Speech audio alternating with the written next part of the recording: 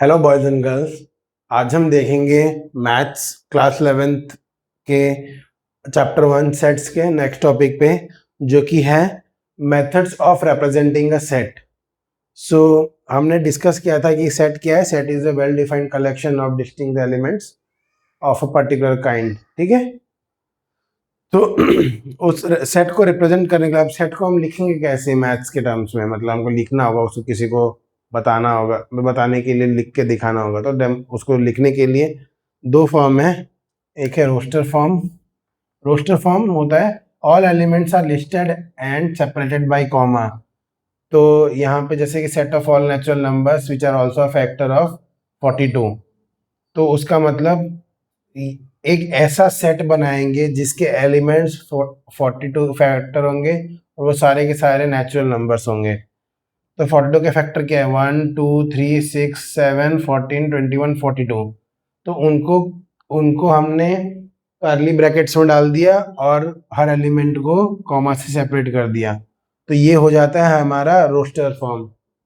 दूसरा फॉर्म होता है set builder form. Set builder मतलब हम हम हम सेट के जो एलिमेंट के बारे में लिखते हैं कि वो क्या क्या प्रॉपर्टीज पोजेस करना चाहिए और क्या क्या वही प्रॉपर्टीज जो जो सेट में नहीं होने चाहिए, वही मतलब वो प्रॉपर्टीज पोजेस नहीं करने चाहिए सेम वाले, वरना वो भी सेट में इंक्लूड हो जाएंगे। तो हमें ऐसे प्रॉपर्टीज लिखने हैं जो कि सिर्फ उस सेट के एलिमेंट्स ही पोजेस कर पाए, rather than some external elements जो जो उसमें जो बाई चांस पोजेस कर जाए वो प्रॉपर्टी।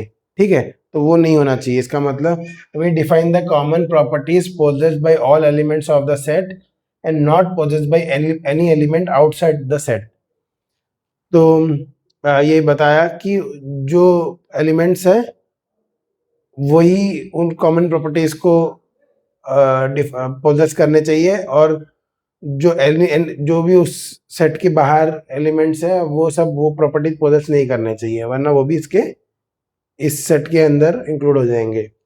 एग्जाम्पल है AEIOU। ये क्या हो सकता है? ये होता है इंग्लिश अल्फाबेट में वॉवल्स। अब उसको हम सेट बिल्डर फॉर्म में लिखेंगे, तो ये हमारा सेट बिल्डर फॉर्म है, ये वाला। ठीक है, तो सेट बिल्डर फॉर्म को हम लिखते हैं पहले कर्ली ब्रैकेट्स x, मतलब x हो जाएगा वेरिएबल, मतलब ये वो वाले कलेक्शन ऑफ दोज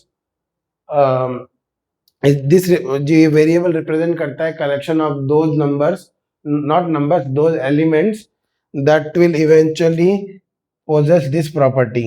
तो उसको डिफाइन करने के लिए प्रॉपर्टी और वेरिएबल के बीच में हम सच दैट लिखते हैं, उसको कोलन से रिप्रेजेंट करते हैं या फिर पाइप से भी रिप्रेजेंट करते हैं।